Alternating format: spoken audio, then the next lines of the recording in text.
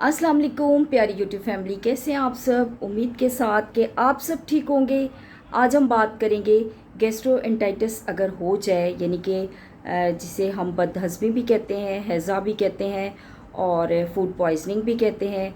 अगर किसी के साथ ये इशू हो जाता है तो आपने क्या करना है कि आपने सबसे पहले तो अपनी डिहाइड्रेशन का बहुत ख्याल रखना है कि कहीं पानी की कमी ना हो जाए, क्योंकि अगर पानी की कमी हो जाती है तो फिर जो है जिसे हम डिहाइड्रेशन कहते हैं, और अगर वो सीवियर डिहाइड्रेशन हो जाए तो फिर जो है वो काफ़ी और कॉम्प्लिकेशंस हो जाती हैं।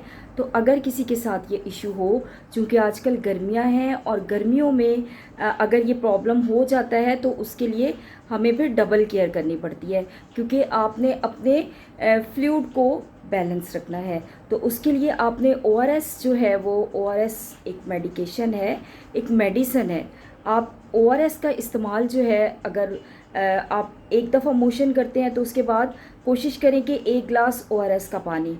हाई ब्लड प्रेशर वाले पेशेंट जो हैं वो खुद से ओआरएस इस्तेमाल ना करें, क्योंकि बीपी हाई हो सकता है और उन्हें चाहिए कि वो फ़ौरन डॉक्टर से रुजू करें। और अगर डिहाइड्रेशन जिन्हें होती है तो वो फिर ओआरएस का इस्तेमाल करें और अपना जो है वो, क्योंकि बीपी जो है वो ड्रॉप हो सकता है।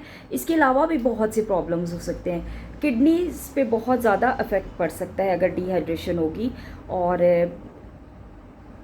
लो वॉल्यूम की वजह से शॉक में भी पेशेंट जा सकता है और काफ़ी ज़्यादा फिर कॉम्प्लिकेशंस हो जाती हैं। तो आपने क्या करना है कि आपने अपने फ्लूइड को बैलेंस रखना है, अपनी हाइड्रेशन को मेंटेन करना है, यानी कि पानी की कमी नहीं होने देनी।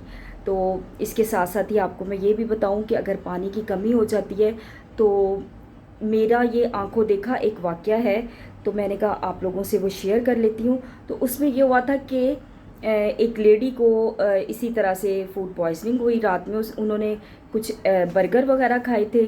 तो जब वो अच्छा, रात को वो कोई 5-7 दफ़ा वॉशरूम जाती रही हैं और वॉमिटिंग भी होती रही है। तो उन्होंने यही सोचा कि चलें जी ठीक हो जाएगा।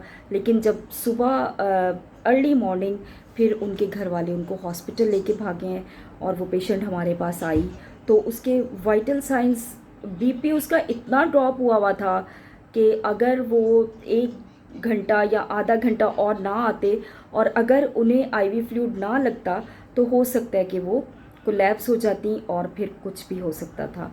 तो बड़े अच्छी बात ये रही कि उनको आईवी लाइन मेंटेन हो गई थी, कैनूला लग गया था, तो जिसकी वजह से फिर उन्हें आईवी फ्लूइड जो है वो खूब स्पीड में डॉक्टर एडवाइस के मुताबिक दिया गया और उनकी हाइड्रेशन बेहतर हुई। तो जैसे ही उनकी हाइड्रेशन बेहतर हुई तो पेशेंट को भी ज़रा होश आया। आंखें उनकी बिल्कुल सनकनाइज हो चुकी थी, बल्कि खुल भी नहीं रही थी, इतनी वो कोलैप्स हुई हुई थी।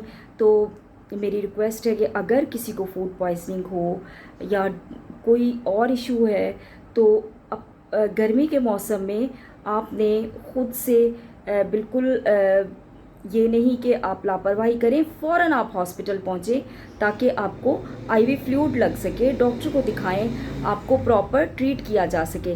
तो अपनी सेहत का बहुत आपने ख्याल रखना है। और इस गर्मी के मौसम में जिसमें डिहाइड्रेशन तो वैसे ही इतनी हो रही है, क्योंकि इतनी वैसे ही आपका फ्लूइड इतना लॉस हो रहा होता है स्वेटिंग के साथ, तो फिर अगर मोशन और वॉमिटिंग है तो फिर तो और ज़्यादा तबीयत ख़राब होगी।